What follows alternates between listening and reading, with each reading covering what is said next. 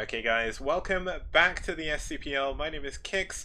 Joining me here is Rapid, and we're about to go into game number 1 of our next series here. It's going to be Valhalla Team versus DM. Yes. I think this is another matchup between teams that you may not know, but players that you might know on the teams. I think DM is one of those teams that coming into my first STPL broadcast, I didn't know what to expect from them, but they've kind of had some struggles. That being said, they have the same record as White Clan does. And in truth, they have the same record as almost every team does in their entire division, Valhalla Yeah, team included. So it's a little bit deceptive to look at the rankings. yeah, it's kind of crazy because Group A, like we're obviously talking about Naz and IRK going undefeated and being in a really good spot. In Group B, all is still to play for. Obviously, Soul Gaming at the top, 5-0. They've only actually got one more game to play overall. I think they've got a bye in week 7. And yeah, I mean, 2-for-2 across the board, pretty insane. Anything could happen depending on the results of these last two series. And if a team other than DM manage to get through, I think we're actually going to have an 8-person grand final. So, well, an 8-team grand final. Just So play it on a big game hunters map. yeah, just send them all out. Let's see what happens. But yeah, it's kind of crazy to get to where we are. Obviously, both teams have done pretty well so far in the SCPL overall. Obviously, both of them haven't been around forever. Valhalla team actually joined us in round 3. They did win 4 of their series so far, 2 of them in this round, 2 of them in round 3. DM actually came 4th in round 1. They didn't have the best luck after that. They had some really strong groups, but they're actually doing pretty well as well. Now, one more thing to look out, obviously, is going into today's rosters. This is when we go and kind of explain who is going to be playing. So let's actually have a look at what games we've got coming up for you here. So we're going to start with a TBT between Aria and Marine on La Mancha, a PvP between Tech and SFCA on Neo Medusa, a PvZ between PRL and Black Suns on Holy World SE, and a TVZ between Torsan and YY on New Bloody Ridge. Well, I don't know exactly who to pick as our key matchup of the night. I think maybe number 1 or 2 or 3. I don't know, man. Which one did you pick, Kix? In terms of key, I guess because TVZ is the fan favorite matchup, it's got to be match 4. But it's just because PvZ or PvP even. Obviously, we saw a really long PvP today. They didn't really interest too many people, but it was still a decent game. We had a PvZ. Well, we had a couple of PvZs. One of them was super quick, and the other one was quite long but quite drawn out, with Protoss being a little bit troubled. And it's always good to see TVZ. We've not seen a TVZ yet today. TBT, obviously, not everyone's favorite matchup, but my favorite. But I'm not going to put it as the key matchup because that would be completely biased of me, and I'm going to be completely impartial as the MC. Okay, well, good luck with that, Kix. We'll see. We'll see how long that lasts. I am just loading into the game so we can get this underway with Aria versus Marine on La Mancha. Wait, have we introduced the first players? No, I'm getting ahead of Yeah, myself. I'm just quickly doing that. Aria, brand new player to DM, nothing to say there. Marine, brand new player for VT, nothing to say there. Both of them making their debut match here. Both of them are going to be wanting to make a good impression, not only for them, but also for their team as well. This is going to be a very important match for both of these teams. If they can both get a good, well, if either of them win, they do put themselves into second place. So, very important match. They're going to be moving into map number 1. We did see this before today, and it's going to be on La Mancha now. La Mancha, really cool map. TBT is amazing on this map. Obviously, the windmill in the center means it's very easy to split this map both horizontally and vertically, with 2 small bridges either side of you being the only way getting around. So if we're going to have a long TBT, it's likely going to be on this map even. So let's get into game number 1. It's Aria versus Marine.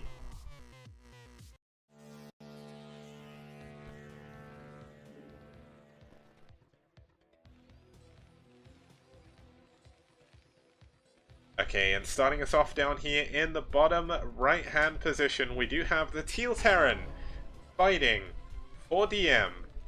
It's Aria.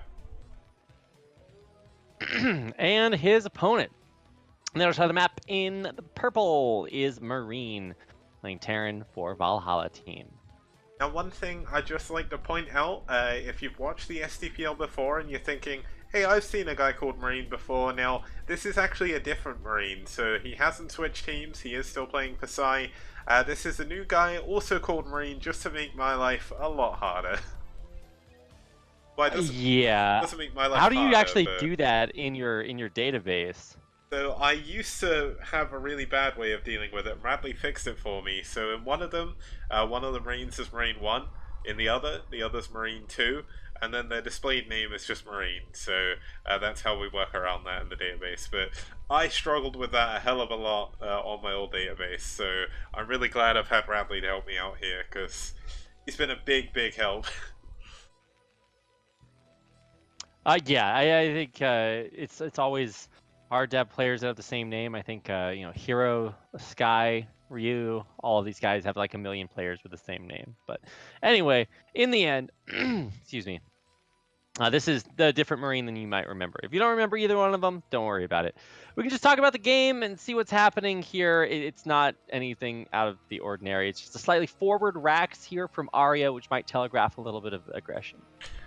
This forward Rax for Aria, that's going to be to defend a little bit quicker.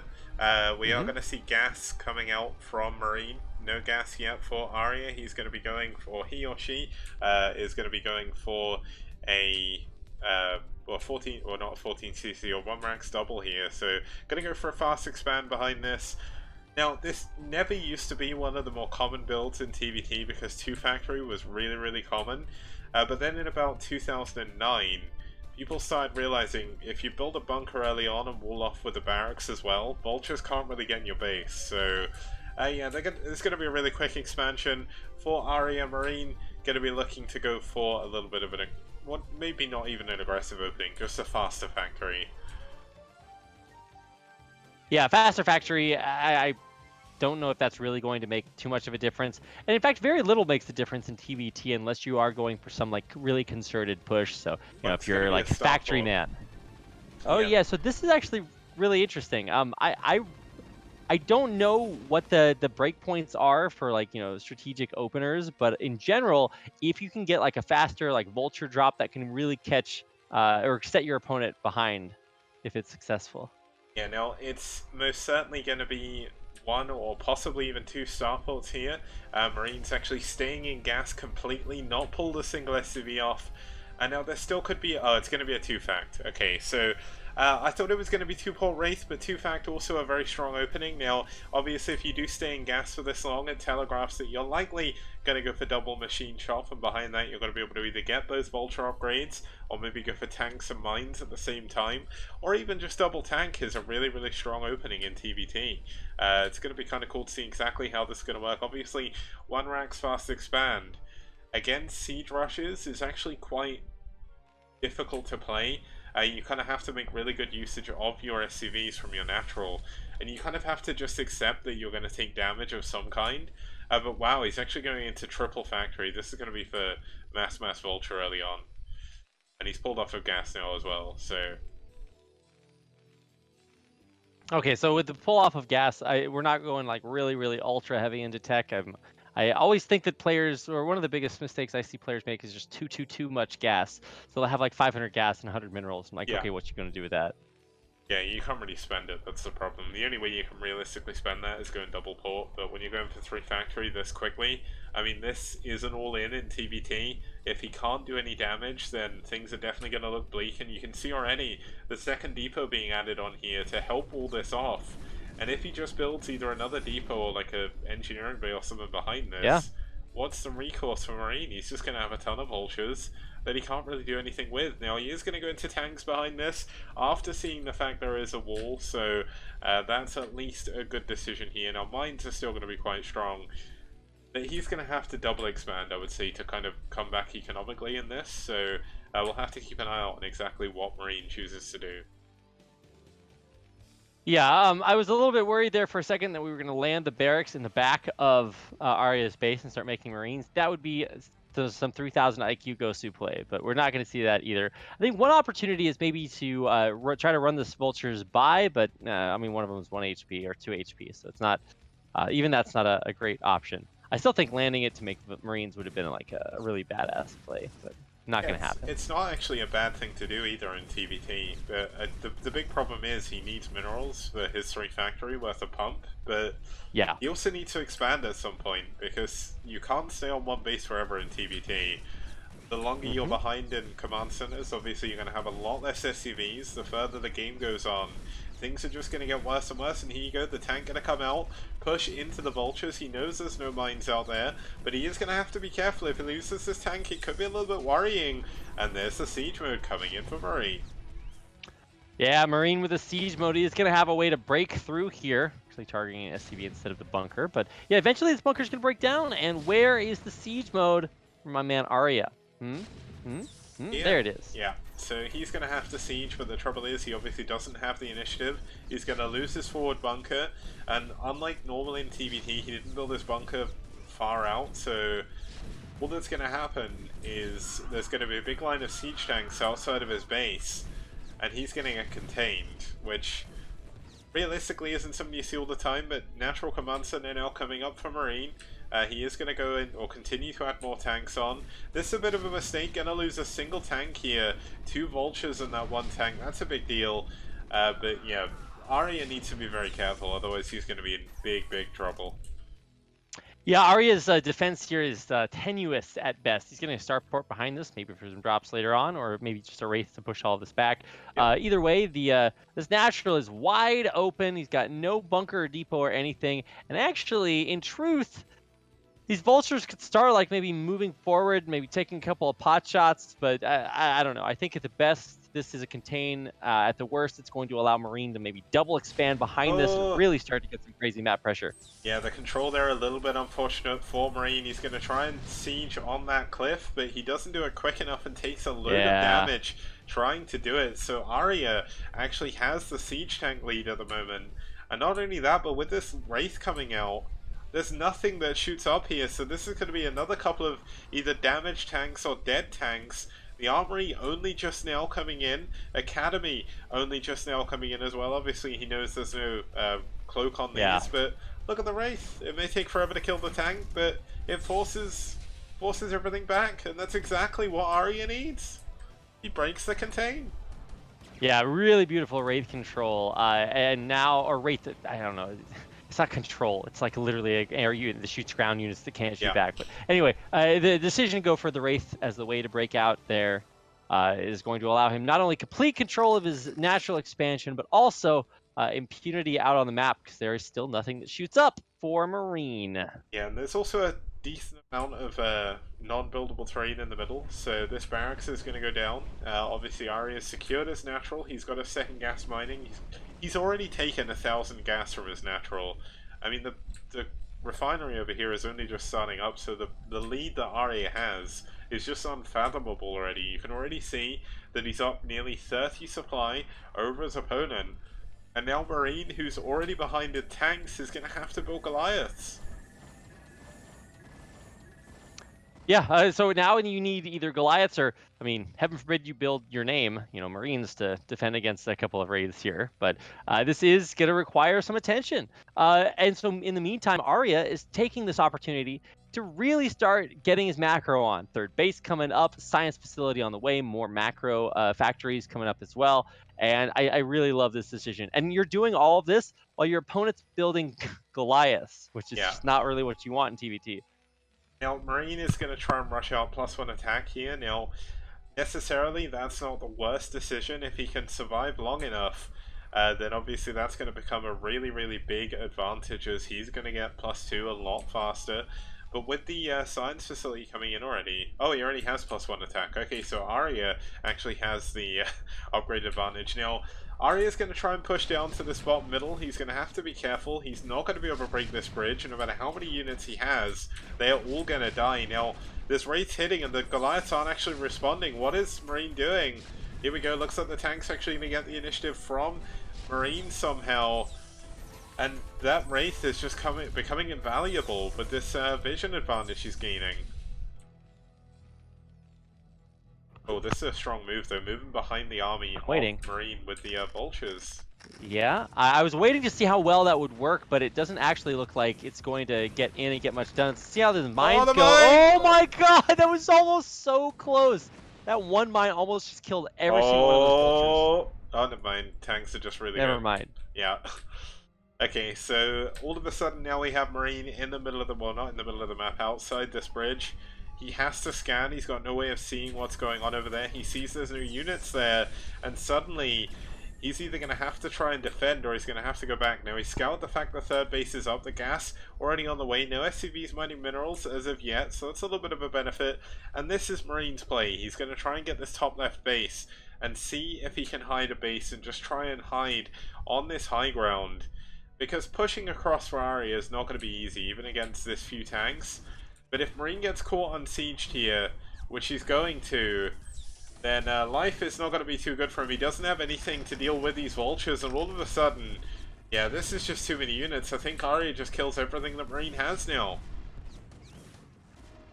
Yeah, I think actually he just can move across the map. Well, maybe that's oversimplifying it, but he just has an overwhelming advantage.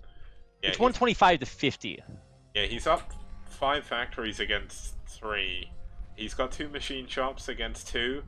But just the additional units you get from this just makes this nearly unwinnable for Marine. Here we go, the Vultures gonna get their mines down. Oh, they're actually gonna go off on near some SCVs. He's gonna pull some SCVs here to try and hold on, but that's not gonna be enough. Marine is gonna be forced to tap out in just a minute. If anything, it'd be better just to try and mass repair the tank, but even then, that's not gonna be enough. So many units. Aria actually has so many units, he's sending them back rather than just stay moving all the way in. Yeah, this game is 100% done. And boom goes the dynamite. Also, Aria, 120 APM versus 170. Higher IQ wins every time, Kicks. Just memeing here at the end while we watch Marine GG. Well played by Aria. DM takes game number 1 in our second best of 5. Yep, that was a relatively quick game there, but nevertheless, it was kind of an interesting one. It kind of explains exactly how TvT can look if you make the wrong decision. Now, the 3 factory didn't do any damage, and after that, Aria just had a really big lead. Obviously, Marine had more tanks, but then he lost them all. And if you lose all your tanks, that's pretty much it in TvT. You're going to either get contained, or they're just going to come kill you, which is exactly what Aria did. So Aria played that out perfectly from the position he was put in. And that's going to take us into our second game. It's going to be another mirror, it's going to be a PvP. And once again, it's going to be on Neo Medusa. So, see you guys in just a sec.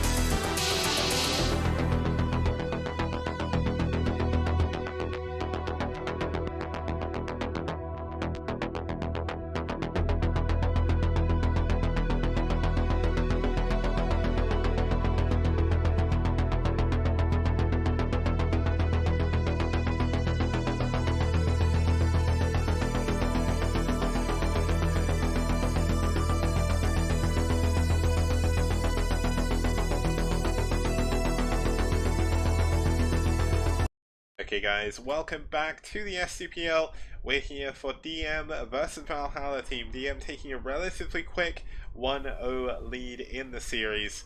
And it's going to be up to Tech, one of DM's major players all the way back in round 1. And continue to be a really major player for them throughout the entire SCPL for DM. Obviously going to bring up the history just to see exactly how he's done. He's not had the best of games recently, but if you look back very long ago, like in sort of anywhere between March and pretty much July last year in round 1 and 2, Tech was just doing so well. But he's been sent against some of the better players for his teams. Up against Cadenti, he went up against Reyna, Reyna's the best player on Bull. He went against Bonneth, he went against Scan, he went against Kenzie. Like, when is Tech gonna catch a break? Tech is actually really impressive quietly. You see 33% win rate, and it doesn't really tell the story because many of his games are actually very close. So yeah. I actually really believe in Tech even in this matchup. So I don't believe everything the statistics tell you. Yeah, so his opponent going to be over here. It's the captain that took over for Radiar when Radiar left to join another team. It's SFCA. Now, SFCA has actually only played 3 games. He did lose all 3 of them, but he's played against some pretty strong players on his own. And we're going to be moving, as I said just before, on to Neo Medusa. Neo Medusa, certainly one of those maps that we've seen some interesting games. Obviously, the last PvP we saw went on for a very long time. There wasn't really too much happening. But let's see if that's going to change as we get into map number 2 of DM versus VT. Can Tech carry on the win streak, or is SFCA going to represent his team as a captain and bring it back? Let's find out.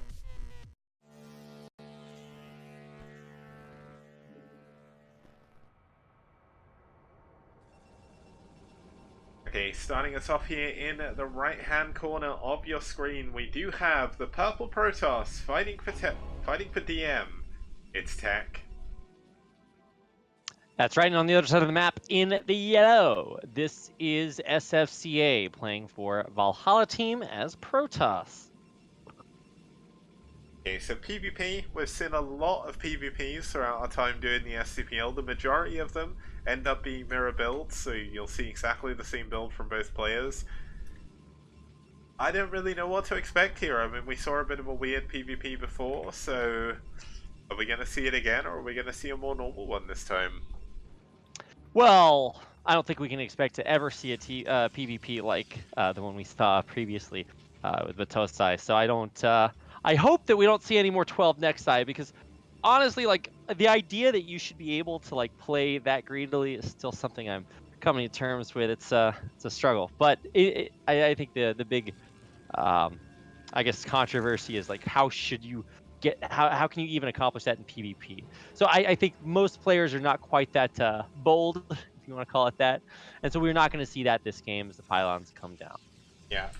We got a gateway on both sides. Everything perfectly normal. The main divergence is when we're going to see if we're going to see 2 gate from either player, or if we're going to see gas from both of them. Obviously, gas signals Cybernex core, signals Dragoons, and that's exactly what we're going to see. So mirror builds once again. There is a little bit of a difference. Tech had his gas a little bit later, but it's not really too much to make a massive difference early on. Obviously, the longer the game goes on, all those little bits do add up in a mirror match, but things are definitely looking pretty normal. We should see very possibly another gateway for Tech. Looks like he's going to go straight into the core. And, I mean, both of them are going to scout each other eventually. Going to see they don't need second gateways. And we're likely going to see them both go straight into Robo behind this. Well, for now, I guess nothing... Why do you say they're going to go into Robo after this, Kix? Do you not believe in their ability to be a dirty DT cheeser? If I'm being honest, like, DTs in the SCPL, I mean... I do like DTs, I like DT openings. I don't like facing them because I'm a Terran player, but in PvP, DTs are kind of the ultimate gamble, because if you get scouted, then that's it. You've basically thrown the game away. So because SFCA has his probe in Tech's base, He's definitely not going to be putting down any tech that will give away what he's doing for a while. So this is kind of that. I can't remember who I was speaking to. I think it was actually when I was solo casting the other day. I was saying that in PvP there's kind of like these weird lulls where neither player can actually do anything because neither of them want to give away what they're doing. So you kind of have these pauses. Now, Tech or SFCA is actually going for this double gateway and no additional tech. So I mean, it could be that we will see DTs from Tech. I mean, he's still hiding it, so it could be a late Citadel. But the trouble is, he's delayed it so long that it's almost like DTs won't actually do anything. But it is going to be a Citadel from Tech. well, what have we here? I'm just gonna kind of save the flavor here because every time you see a DT opening, I think a disproportionate amount of opponents' DT openings pick that as their one game where they're just like, well, I'm not gonna get DT rush this time, and so now we get a chance to see, is there truly going to be an observer at all in SFCA's future, because it's coming. Yeah, let's hope that we've got Robo. Obviously, if we don't see a Robo, then Tech is just going to outright win the game. There's certainly been a lot of PvPs throughout not only the SCPL, but also Pro League. Templar Archives on the way. There is going to be a probe heading behind the mineral line, possibly just going to build a scouting pylon behind just to make sure he doesn't get dropped by anything. But SFCA is going Citadel as well. DT versus DT, anyone? Yeah, but I think his Citadel's way slower, right? I mean, not that it matters because there's travel distance, but you know, this is not Blue Storm. You can't block off the entrance to your ramp with a DT to counter other DTs. I love DT versus DT on Blue Storm because you can literally just block that tiny little choke point with a DT. But anyway, here we go. We're gonna have Dragoon versus Dragoon, but it's 4 versus 4 with a Zealot. And so as soon as this 5th Dragoon comes in, that's when we're really gonna see kind of the tides of battle turn here, because there's 2 DTs in production. This is more versus less, and you can't afford to take these shots. Tech's gotta run and sack this pylon. I think if the SSCA just goes, especially once this 6th Dragoon comes in, he's got it for a little bit until these DTs kill every Dragoon. Yeah, but obviously if the DTs start attacking the Dragoons, suddenly okay. I hope they run by. I hope they run by. He might see the shimmer. Yeah, he probably will see the shimmer. Yeah, he saw at least one, but he's blocking the other one. Oh no, here we go. He's actually going to just go for it. He's like, okay, well, if you're going to send your DTs to go kill me, I'm going to come into your base and kill all your probes. Here we go. Going to be DTs against Dragoons against Dragoons. But DTs do an indiscriminate amount of damage, and there's nothing back at home to defend against the DT. There's a Forge coming in. The Templar Archives has only just come out, but there's 4 Dragoons alive in SFC or in Tech's base. 5. Yeah, he mismicroed his Dragoons like drastically. It was very, very bad. He's got 2 more DTs coming out, and so eventually this will all get cleaned up. But the probe damage is real, and now there is a cannon coming up near the mineral line. This DT's got to start getting damage done. 1, 2, 3. He's gonna target down this cannon. I think he will be able to get it. Yeah, so the probes are gonna only be able to mine near the cannon that will actually be constructed. Yeah, and this is definitely a problem. Both players taking a lot of damage. The probes blocking perfectly there on that DT, but the DT still managing to kill more and more probes. And that isn't even the problem. There's how many DTs? There's like 4 DTs back in Tech's base that he built, and he's just gonna kill the Nexus. And that's the police coming for this DT right now. Yeah, gotta get the DT. Well, he's gotta kill this cannon, and the cannon is in range of the other cannon. So if he moves around, maybe the pros can body block for this cannon to come up, but he actually does need to get over there and kill it. Oh no, he's just now realized it, but I think he realized it too late. I think it is actually in detection range of that next cannon. It's too dangerous for him to go for it. Yeah, I think he's gotta leave. Back. Trouble is, kill the pylon. SFCA has 6 probes. 7 probes. Oh wow. Yeah. I mean, oh my god. I did not notice that. There's actually a DT from SFCA out in the middle of the map killing the 2 Dragoons, but there's 2 DTs that can't see each other. This is definitely one of the things that you don't see very often. But there was a very historic game. It was between, I think it was Draco and one of the other really, really good Protosses back then. The game was decided by the fact that one of them didn't block their ramp with a DT. And all the probes have actually been pulled away from the main base because there's no detection back in Tech's main. He's got the cannon on the high ground, but he's having to build another Nexus, and oh my god, the DT's in the main of SFCA doing even more damage. There's no powered gateways. He can't build any units. He should actually go kill the Templar Archives to make sure that there's no more DTs being constructed. Well, actually, he can control the buildings. Yeah. Yeah. Okay. Sorry, I didn't realize how bad things were, Kicks. This is really rough. Yeah, but the trouble is, Tech is going to lose the only pylon in his main as well. Oh no, there's one more that'll power one gateway. No, both the gateways are unpowered. There's no building, production buildings on either side now. Oh my god. Oh, and he's even going for the forge. He wants to make sure there's no cannons. What the hell is this game? There's another cup. Wait, why are the probes going back to that Nexus? What? Oh, the Nexus must have only just finished. Okay, that must have been what happened. Okay, but there we go. 2 DTs in the main. Looks like the 2 DTs of Tech have actually been taken down by a cannon. And finally, there's one gateway that's powered in SFCA's base. But the DT going to town on the Nexus in the main, there's absolutely nothing. Build another cannon on the high ground behind the mineral line. Oh my god, this is so frustrating to watch. This is actually a candidate for one of the dumbest games. Oh, there we go. I said earlier. The DT goes down. He kills it with the cannon on the high ground. The ultimate bait. Forces him back. But there's 2 Dragoons moving across the map. They're going to run into a DT. Oh my god, the DTs in this game. Somebody stop them. This is so crazy. I can't even believe the phase of the game that we are at. This is when you look at the phases of the moon and you're like, this one is catch-up. Well, that's not a phase of the moon. Just like this isn't supposed to be a phase of the game, Kicks. I don't know how we got ourselves here, but it looks like both players have kind of stabilized. Also, I don't know why SFCA is sending more Dragoons across the map, because he knows there's DTs out here and that there aren't any observers or ways to detect them. So SFCA is trying to target down these cannons. He actually gets the kill on the cannon. That's actually pretty miraculous. Yeah. That's why he has this Dragoon microing over here, but he's going to lose it eventually, right? And he's going to have unpowered gateways as well back at home. There's going to be one still powered, but there is going to be a cannon here, but the cannon is out of range. Oh my god, the range on that cannon. What the hell? That's insane. Fair enough. What? Diagonals are funny. But the Dragoon actually does manage to get out of the base, and he's going to run back home. So that's another win, however little, for SFCA. But Tech is on 2 bases now.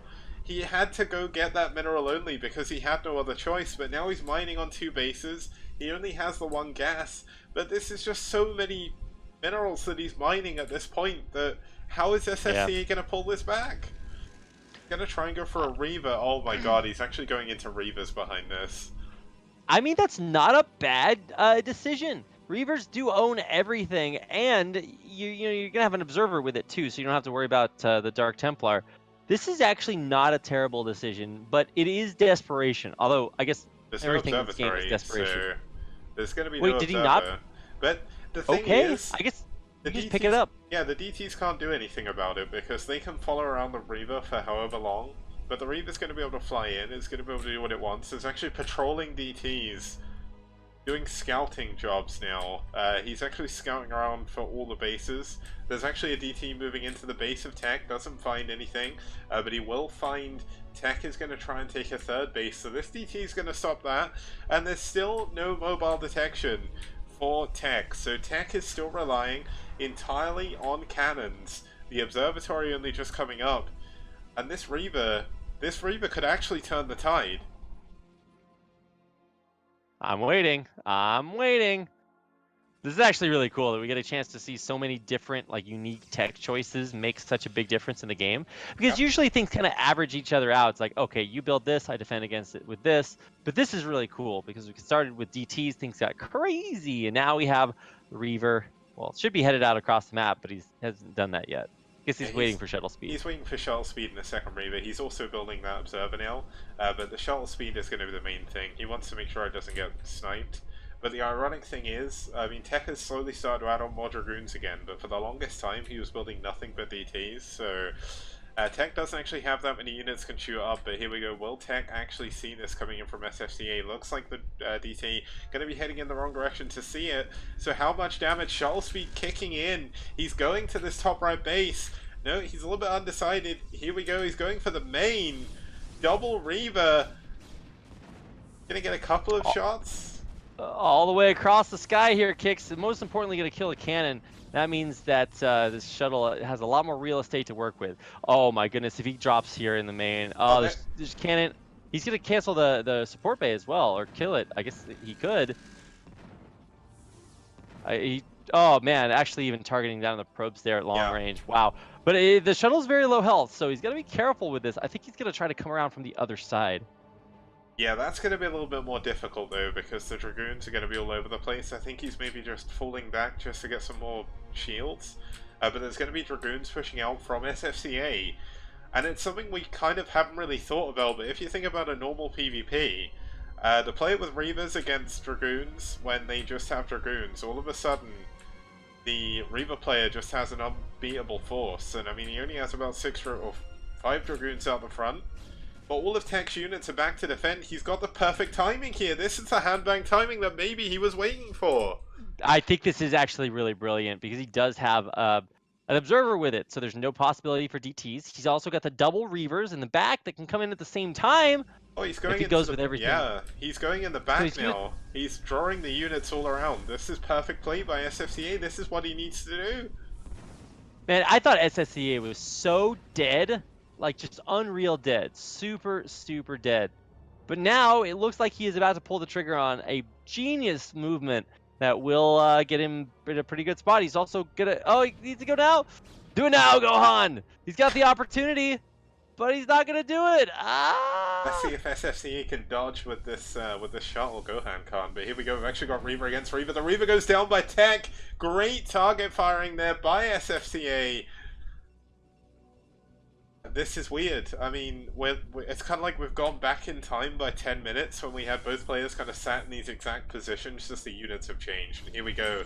The Observer getting sniped. This does open the possibility of going back into DTs.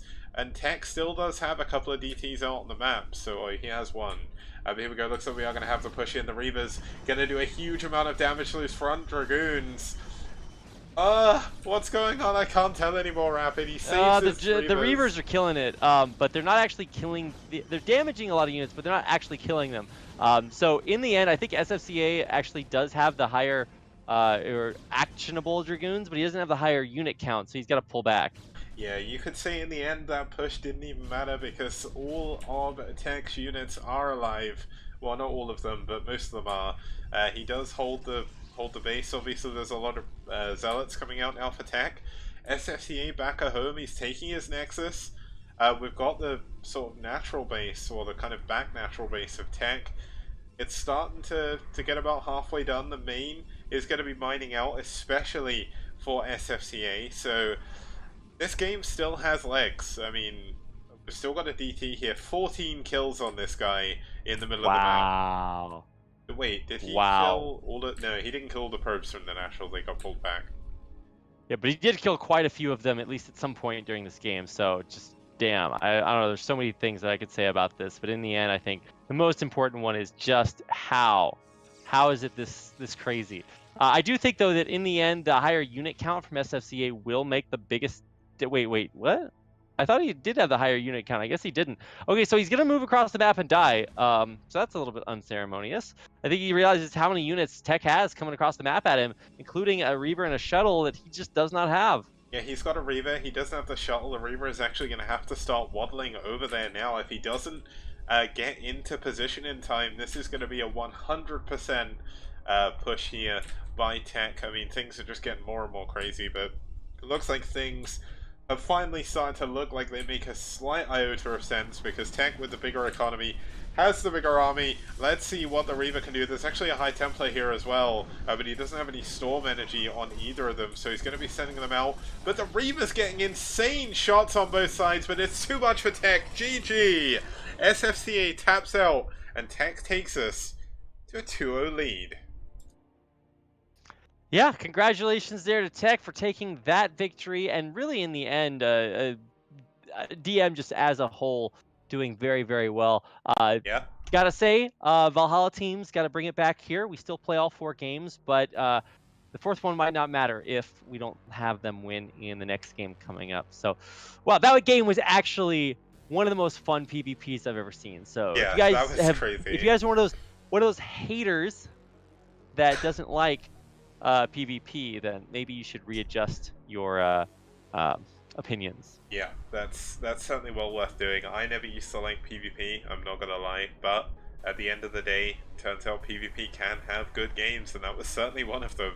And it's certainly something I don't think I'll see again for a very, very long time. So if you didn't see that game, you can check it out on the VOD after the cast, or it'll go up on YouTube tomorrow, and you can get to the SCPL TV YouTube by the link at the bottom of the stream. So we'll be back in just a second with game number 3.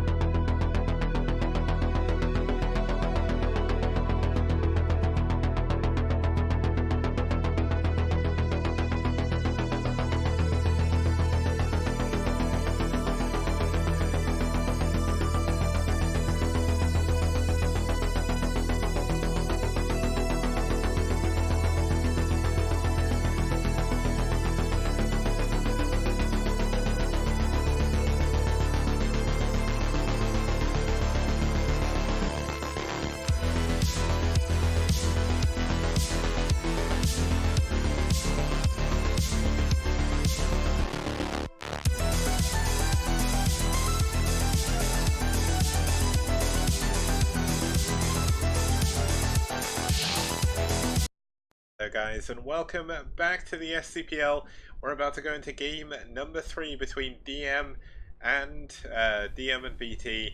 We've had some really cool games so far. Now, when we go into our next game, it's going to be PRL versus Black Suns. Black Suns hasn't played that many games.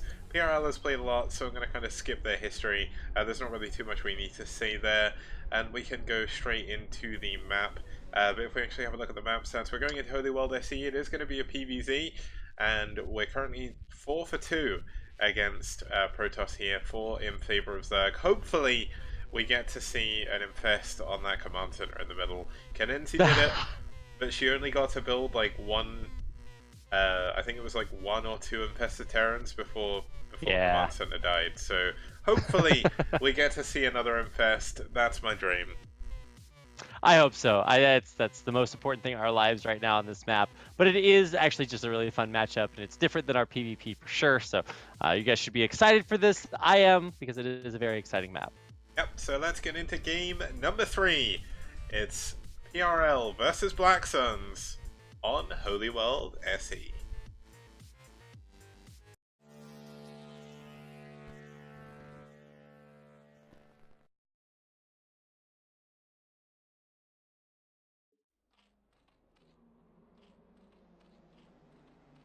Okay, and starting us off here in the top right-hand position, we do have the Blue Zerg fighting for Valhalla team.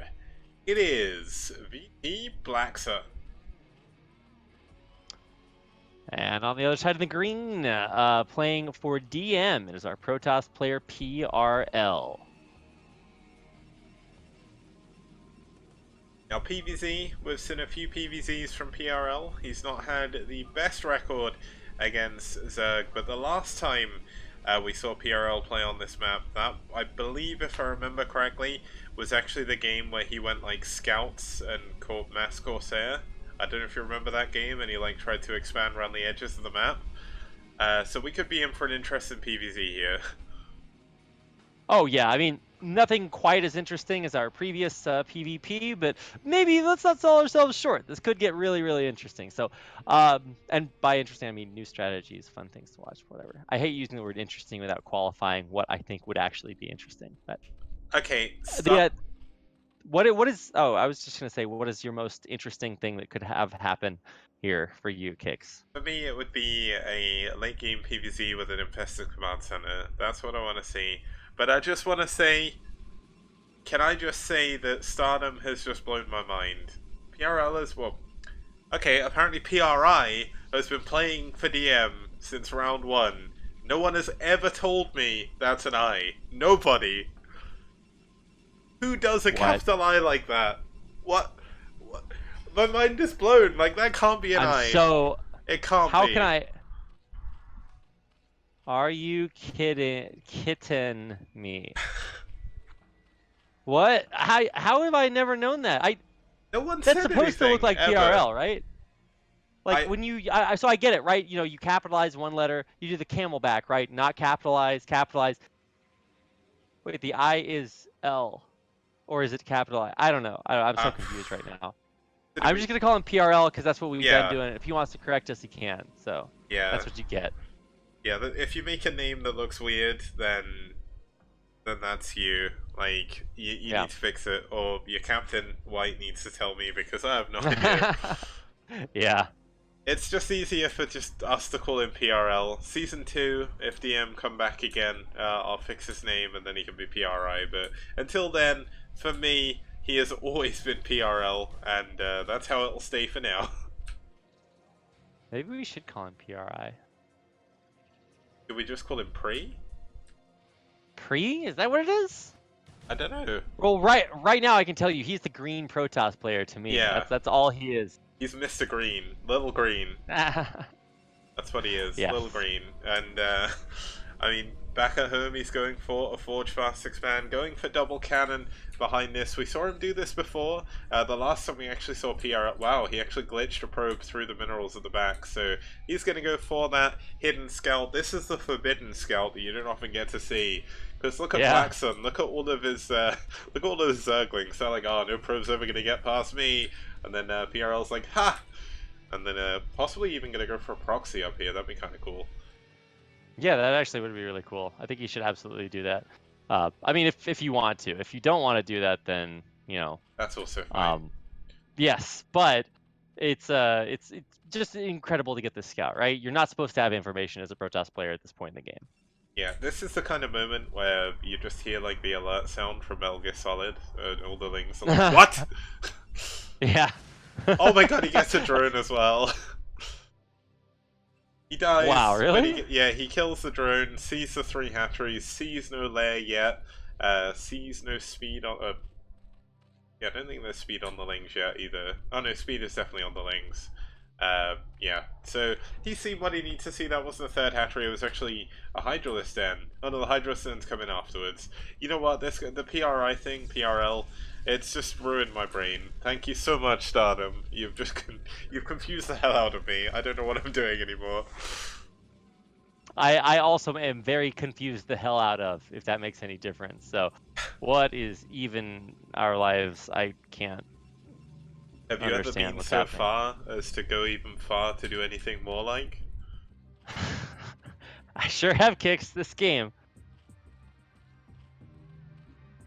Yeah, it's good to know that Stardom's playing him, by the way. Stardom was one of the people that I used to play with, like, in 2012 or something, and then he kind of disappeared, but he was actually DM Aria from Game 1, so it's kind of cool to see him back.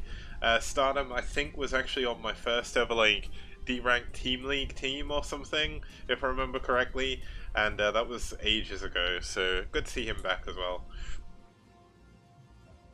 Yeah, okay, I have nothing to say about that. This is the first time I'm seeing him, but I already hate him because of how confused he has made me by telling me that it's PRI. I don't know. Oh, he was in the first one, but it looks like a PRI or PRL is going to go for a probe pylon skip again. This is kind of a cool trick that is really easy to do, so the Lings are like, oh, I'm going to go kill the probe, and then the probe's like, nope, gets away again. This isn't going to be the kind of free forbidden scout this time though, because there is Hydras back here that will be able to deal with it, but it looks like he's going to hide his Hydras numbers from the probe. He's going to keep one back here to make it look like he's not got a lot of them, and the Lings are going to get back to clean up the probe. So that's pretty good moves by Blackson, just keeping the Protoss player in the dark as much as possible. Mm-hmm. Well, I mean, he should have denied that probe if he wants to keep him in the dark as much as possible. But the idea is, yeah, he just really wants to limit that vision. This is kind of a contrast because we're seeing, the Forge expand. And I think he was really freaked out by that Hydra number because you can actually just pull back and say, wow, I forced 1 million cannons. And then, expand or do something economic. But he's actually continuing to build a ton of Hydras into this. There's no way you break that many cannons. Yeah, and this is that thing that PRL did last time as well. He just sat with a lot of cannons as natural, and the Zerg just couldn't break him. No matter what the Zerg wanted to do, I can't remember who he was playing against. Basically, it was near impossible for the Zerg to do anything, and here we go, wow, the cannons are actually going down to the Lings and the Hydras combined. There's not any units here to defend this, but it looks like the cannons do hold for now. But that's a lot of minerals that PRI is not spending on other things, so this is definitely not perfect. Yeah, I mean, this is exactly what you wanted to Protoss. You want to trade cannons into Zerg units because it's always going to trade better. Most of the time. And when you have that many, it's just like, well, what are you going to do? How are you going to break this? And this is not a map where you can just bulldoze your way through as Zerg because there's a back base. You can actually stay on these. Oh yeah, if I forgot. Well, the second, okay, we'll call the second one a back base, but you can deny the mining from it. It's not like he could actually mine from it. But this is actually crazy. He's actually trying to get that pylon up in the front, but all he's just really doing is buying time. Because eventually he will get a Reaver out. When Reavers come out, all these Hydras die anyway. Yeah, and Reavers kill everything. You know what? I'm surprised we're not seeing a Stargate again. So last time we saw this, we saw him go for double Stargate, and he went kind of mass scout, mass Corsair. And I mean, he's going to go Reaver this time. Reaver speed or shuttle speed is being upgraded. Reaver speed would kind of be ridiculous, but luckily enough, that's not in the game. And Blackson making the same mistake that a lot of other players have made Zerg-wise is they're just not expanding for some reason. I'm really surprised why, because he's seen the number of cannons. The only option he's got is to go for a big drop in the main. If he does that, PRL doesn't actually have anything. But there we go, he's going for another bust. This is a big mistake. The Hydras can't even fire. Like, they're glitching out. Yeah, they can't actually. They're trying to target. Oh. Yeah, well, no, he's trying to target the pylon. Yeah, the pylon. Sorry, not cannon. If he'd have got that pylon, that would have been. Yeah, I think. That would have been the ultimate Arthur's pylon. Oh wow! Wait. A short strength. He kills it himself. Wait, that's terrible. If he goes right now, there's no cannon. Oh no, he has the pylon in the front. If he goes right now, kills the pylon in the front, and then kills the cannons, that would be the big brain play. But after you lose everything, you're guaranteed not going to do that. And look at what is also a big brain play: Secret Nexus in the 6. PRL is so good at doing this. Looks like Blackson is going to go and check this base over here, making sure it's not mining. I know you said that you can deny the mining there, but last time PRI played this map, I believe it was in one of the first weeks of round 4, what he actually did was just built like 6 cannons in the mineral line and then nothing could hit it. So PRI definitely good at holding this back. Now, interestingly, Blackson heading down to the bottom middle, just kind of checking out for any hidden bases down there, but he's likely not going to go and check this base. I was about to say, how is he going to get probes over here, but he's already shuttling them over, so yeah, PRI is well prepared to take hidden base. This is... Oh, Blackson's going to scout the shuttle, though. Or did he? I think that might have been just barely out of range. Wait, did a Zealot get in the drone line in the natural? Blackson just doesn't have any drones in his natural anymore. Yeah, where did... No. There was 2 dead drones. I saw 2 dead drones from Blood, but I didn't yeah, I see think that anything must go have been over a Zealot. there. Yeah, I wasn't paying attention to it, so... Whoops. Yeah, now, interestingly, Blackson is going to take a 3rd base. He's going to take the mineral only, though, closest to PRI. He's not going to take the other main or anything like that. I guess he knows the shuttle... Should know the shuttle's out soon, I guess. Obviously, the probe's down here. Gonna start mining at this hidden base. There's gonna be an extra gas for him. Storm coming on with the Templar Archives, and just Double Reaver just kind of chilling out in the main base, sitting in a really weird position. I don't think I've seen Reaver sit like this before. That's really trippy. It's like they're one unit. The human Reaverpede, or the Reaver Centipede, or I don't know. Yeah, that is a little bit. That's a cursed image there for sure. Okay, and I mean, Black Sun just going to try and macro up behind this. He's built a lot of drones again. He still doesn't really have enough bases to do too much. He can't break the front. He's not mass expanding behind it. Looks like he is going to go for the other naturals, so this is going to be something. But kind of funny how they don't know about each other's bases over here, but they're right next to each other. This is a little bit humorous. Also, I thought those Hydras going down to that other main. Oh, well. We'll see how long they can stay there. I mean, it's a speed shuttle, so you can actually do some sick drop micro. You can also kill this this other base, the 3rd. But this is really cool because he's just gonna keep going back and forth up there, all while he's mining off of 4 bases. He's up a base on the Zerg. Yeah, he's up base on the Zerg. It's not been scouted. I got a little bit confused there because it looked like Black Sun scout out, but it was actually just a Kakaru over his base. Now, oh, storm drop. Here we go. Storm drop? Oh, I see the shuttle now. Okay, oh my god, 4 High Templar. There's so many drones at this 3rd base as well. If he just drops there. Oh, he drops one on the high ground. This is clever. He's gonna... Oh my god, is he really gonna run that the whole way around? PRI, PRL. Oh no, move it! Ah! Okay, alright. The shuttle's alive for now. Oh, he actually attacked his own hatchery there instead of stepping. Alright, drops the High Templar, gets one storm, gets a 2nd, gets a 3rd. Stormu! It's everywhere! Oh my god, what a massacre! But he doesn't need to actually save the shuttle. Okay, so he will save the shuttle. Yeah, he loses and actually, 3 of the High save... Templar, but he's gonna save 1 of them. Yeah. This is Templar Ryan. Ah, saving Templar Ryan. Nice, I like it. Okay, so Hatchery is up down here at the 4th base. Both of their money is going really high. This is one of those things with PRL again, where he's just kind of sat on his bases, and he doesn't need to attack, he's just kind of harassing his opponent to death. Obviously, Blackson has a lot of units. He doesn't actually have that many, or not a lot of units, he has a lot of drones. But he doesn't have that many hatcheries, so even if he loses a load, he can't rebuild them instantly. Now the shuttle's going to go down. I think PRL thought this had died anyway. So that High Templar over in the top right, he's still 10 energy off of supply, like Storm, but look at that. Blackson immediately pulls the drones away because he expects the High Templar to storm him. So that's good reactions. You can't take that away from him either. Like, it's okay, well, you're going to do that.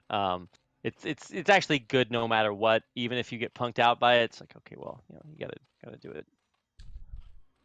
Yeah, so we've got like a tale of 2 cities with the river going through them over here, and one of them, one of them is prosperous. Is this East and West Germany? Is this the Cold War?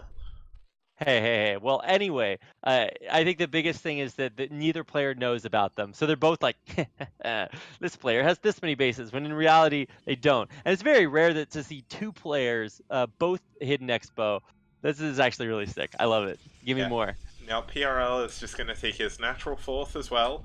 Somehow, a probe manages to run the entire way through the middle of the map, so that's actually going to find his opponent's hidden base. Which unfortunately isn't mining as of yet, but PRL has broken out onto the map. Looks like that probe going to get down into the other main as well. And I think PRL just actually has too many units. He's got 2-on-1 upgrades already.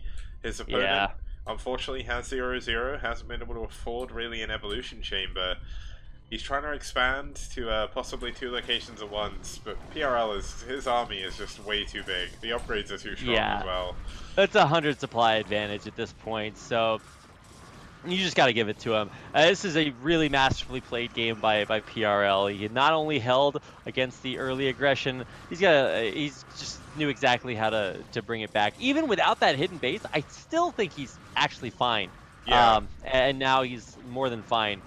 Not to quote the BB Max song, but he's actually just doing such a good job. Yeah, now, it's kind of funny, there's so many Hydras over at the natural, but the, like, 7 Zealots that run in have just killed an indiscriminate number of Hydras at this point. And GG, Blackson taps out, PRL takes game number 3, which will of course give DM the 3-0 victory. It's actually a Switchfoot song, not a BB Max song. Got my 90s boy bands mixed up there. But yeah, 3-0 victory. So sick, DM. I think you could maybe call that, even though he did have the same score as VT before this series. Now no longer, as VT are now 2-3. DM move up to 3-2, and I think that puts them at second place in their group. Yeah, now the thing is, there is still one game, and due to the fact that the groups are so tight as well, this game could still be important. DM, I think, still have, well, sorry, VT still have one more game after this to go, so depending on how this next game goes, we could see a resurgence of VT in the end of round 4. So let's get into game number 4 when we get back very shortly.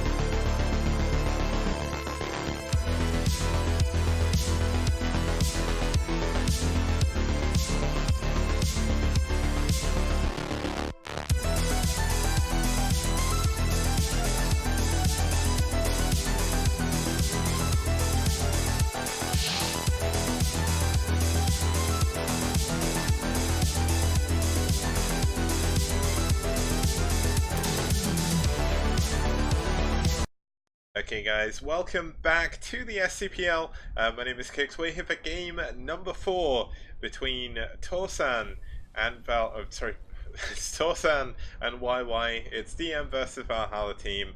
We'll get into the map. Obviously DM have won their share of the match. They won 3-0, but this final game could be important to the final standings. So just to quickly show off the map, it's going to be on New Bloody Ridge. Now, New Bloody Ridge, 2-player map, we've seen it before. It's going to be a TVZ. We've only actually had... we've had 2 TVZs here so far. Medina took down Faust. Marine took down Hirmu. So, going to be cool to see how this is going to play out. Let's not waste any more time. It's getting late for both myself and Rapid. So let's get into game number 4.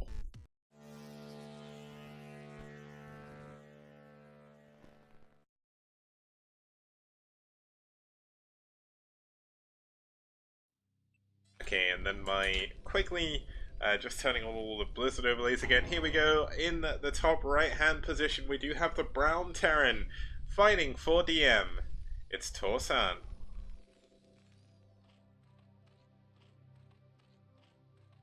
And his opponent in the other side of the map, I'm just going to keep saying other side so I don't have to learn my rights and lefts, is YY, or Cry Cry, or whatever that's supposed to be. I'm just going to call him YY. Playing for Valhalla team as their blue Zerg.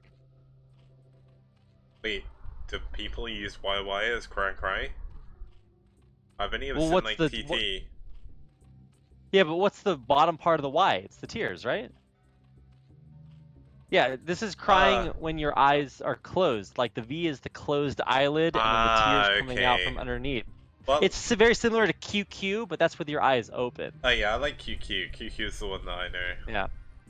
But you know what? At least this isn't as big of a mind break as as finding out PRL might be called PRI. That's news to Dude, me. Speaking of news to me for IDs, did you change your ID to initial kicks? In the initial game, Q? I did. Yeah. that's so sick.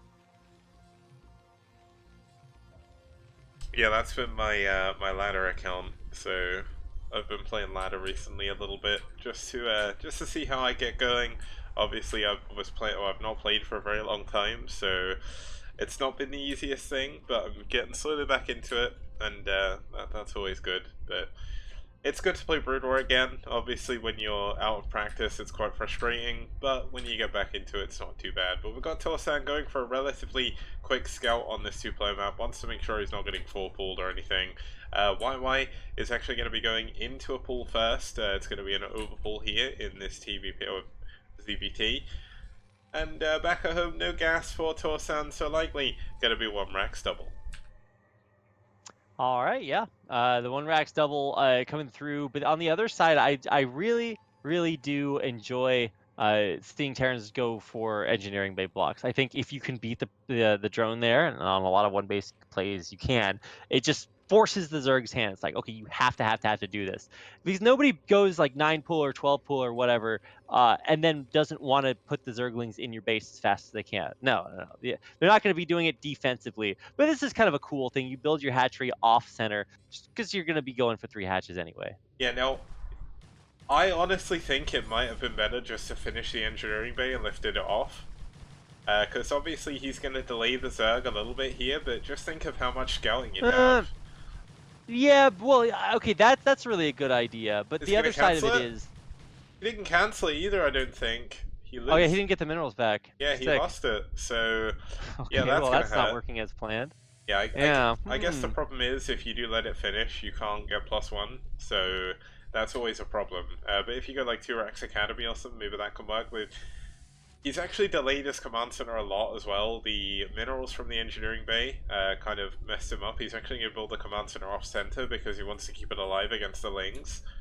And he's actually setting himself really far back right now.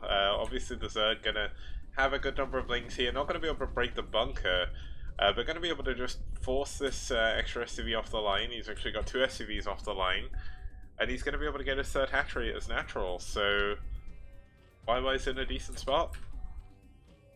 Yeah, 3rd hatchery coming up here. Obviously, it's a little bit weird. You can still actually mine from these 2 close patches if you want to, but obviously, maybe want to hold off on that because it's definitely not the most efficient way to handle things. Yeah. Either way, I think that all that you can do at the end of the day is to say, well, the game goes on, right? The Terran's building his command center off center as well, so maybe that's a little bit of poetic justice.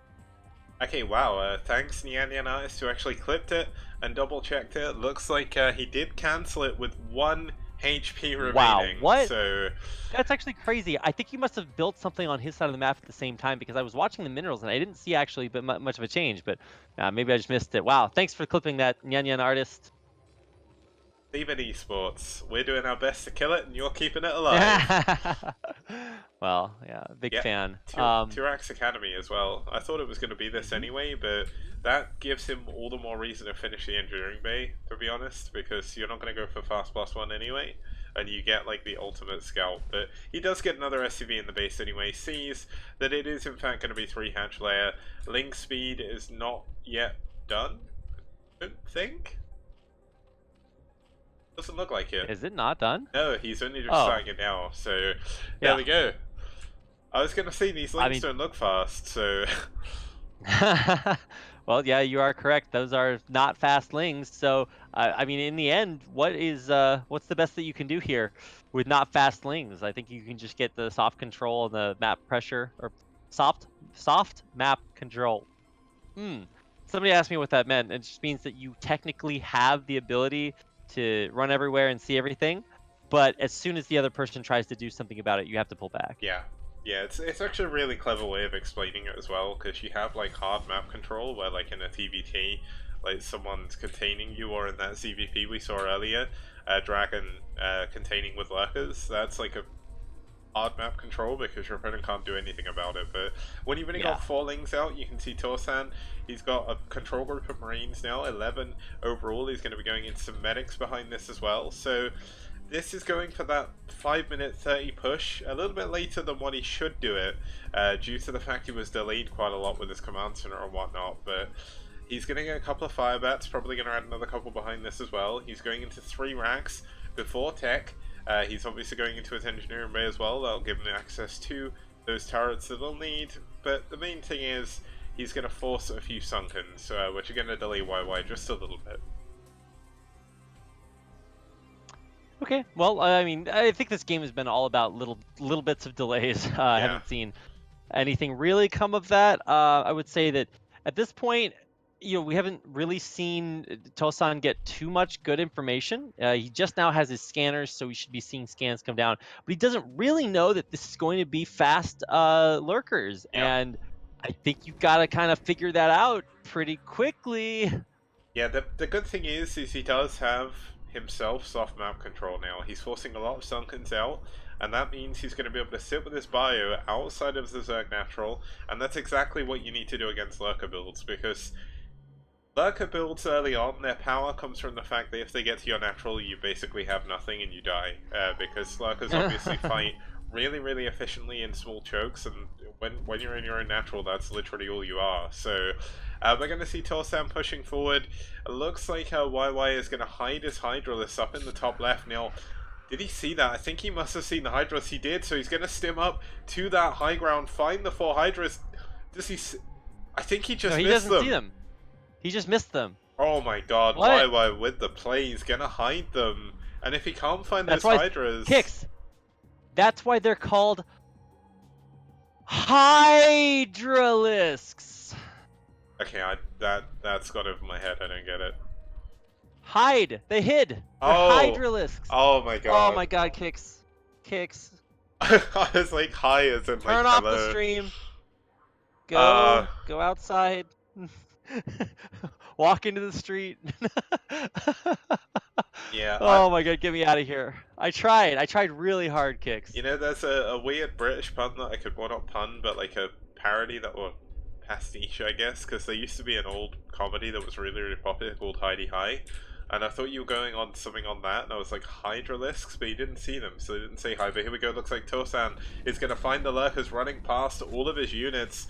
But the funny thing is, like, he can't do anything about them because he's going to have to pull all of his units back, and if he does that, YY is just going to pull back with his lurkers, set up outside of his natural, and all of a sudden the pressure ends. So things looking pretty up for YY here. He's going to go take a 3rd base.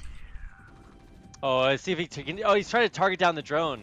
Oh, this would be an epic Marine if he could target the drone down. Oh, he got it down to half HP, but couldn't stop it. Yep, that drone didn't stop believing. Managed to keep himself alive.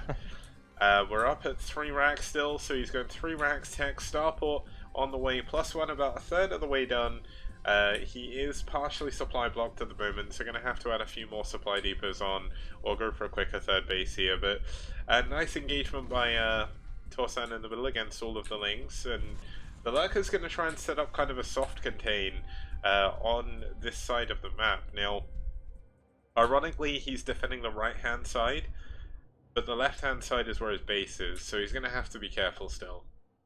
He also needs to burrow these lurkers, otherwise Torsan's going to move up and see them.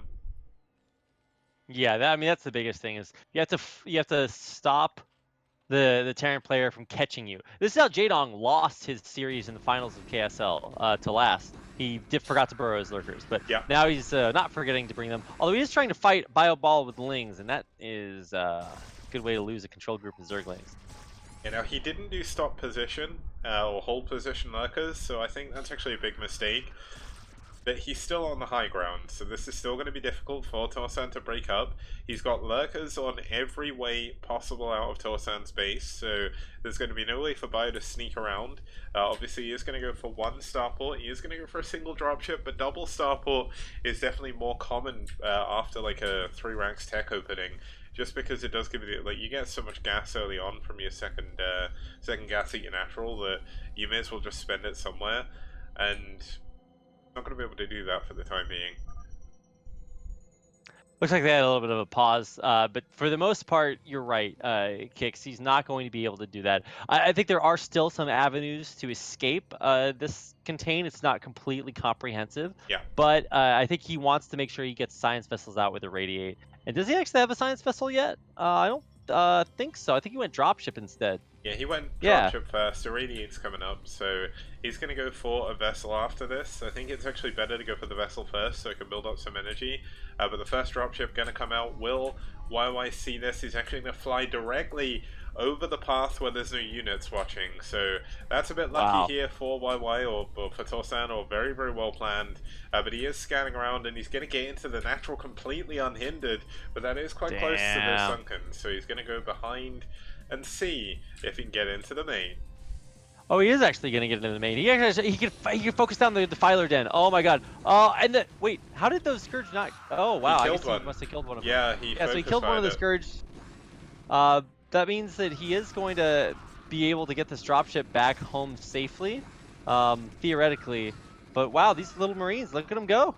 Yeah, I don't honestly understand how he did that. That was really, really nice micro. It looks like, well, it looked to me like everything was going to die, and then all of a sudden it didn't. So this one Marine, 6 kills on him. Those lurkers going to go for the overkill kill. And we do have a good number of tanks actually starting to come out here for Torsan. So that's what he's spending his extra gas in, going up to 5 racks behind this. +1 armor on the way. Should see a second engineering bay coming in as well. And he's repairing that dropship. So making good use of the abilities of Terran. Yes, using the Terran abilities as they might be used. Siege pushing, forcing the unburrow, and now taking control of one of these high grounds. But it's a little bit like a Heartbreak Ridge in that you have to go over multiple high grounds and low grounds in order to reach the Zerg's base. And they don't call them the Bloody Ridges for nothing. I've definitely seen lurkers kill a ton of bio over here before, so I'm not sure we'll see that this time. There's just way too many units here for Torsan and not enough lurkers, but you can see great spread, but so many Marines going down to those 2 lurkers. That's a good trade. Getting that melt. I mean, YY gonna have to pull his other units back if he wants to hold on against this, but he's got a good number of lurkers back at home. Defiler mound is done. I don't think we've got Consume yet. I think maybe that must be plate coming in, so he must have just got Consume. Where are the Defilers? Here's one. Okay, yeah, Consume just finished up. Oh, and he gets the vessel with the Scourge. Damn. Okay. All right. That's actually huge because now you're going to have to scan. And here come the lurkers. They're moving forward. They're going to start to burrow. The Darkstorm goes down. All of this bio has to leave. Let's see how many casualties he's forced to take. He can turn around because the lurkers are going to have to burrow into another Darkstorm. But yeah, he sieged in the swarm, targeted the lurkers down, scans, and the Firebats can actually kill the remaining lurkers. That's so huge. He's going to kill the Defiler under Darkstorm with the last little HP that the Firebat has. And another Darkstorm has to come down so he can get these Zerglings on top of the tanks. Yeah, ironically, the siege in the swarm, that's actually a bad thing to do, but he sieged in such a position the lurkers couldn't get under, and they burrowed just outside, so that split-second decision-making there by Torsan to siege where he did could have just, like, given him an incredible advantage in this game. But here we go, more lurkers coming in. There is still a swarm. The medics are actually out in front. If he loses the medics, that diminishes the power of this bio. A tank's going to go down. And, I mean, the bio is trying to get to the high ground. He is going to save what he's got, but he doesn't actually have that many units back at home. He's going to be going for another drop. Let's see if we get some Scourge to intercept this drop. But he's going to have Swarm up in up in his natural soon, and that's a position you don't want to be in. Oh, but the Lurker's actually Irradiate killing the Defiler. He needs to move the Lurker away from the Defiler. The Defiler's going to go down before I can use any Swarm! Oh no! That's huge! I mean, the Lurkers get up to the high ground, so I mean, that's going to be hard to break just brute force, but there's Siege Tanks! There's Irradiates! And wait, what's coming up behind this? Oh, we're getting Metasynaptic Node. Sorry, I don't know what that upgrade looked like, actually. But hey, let's see how this drop goes. Forcing a full pull of drones from that base. And pulling back, they can actually probably wedge themselves behind the mineral patches here and deal with these Zerglings. But they are cracklings, and eventually the Scourge will come in and take out the drop. And especially with the Dark Storm there, this should be a-okay. Yeah, now one of the things I've noticed a lot of the Pro Terrans doing recently, and it's something I've been trying to incorporate in my own play, is the later the game goes on, you just get tons and tons of Fire Bats. And all of a sudden, the swarm that kind of... I mean, it looks like Torsan is going to do the same thing. The swarm that kills you, all of a sudden it doesn't matter anymore, because Cracklings are powerful, but when you have like 10 Firebats on the Dark Swarm, good luck with that Zerg. But he's got 3 factories behind this, still no third base though.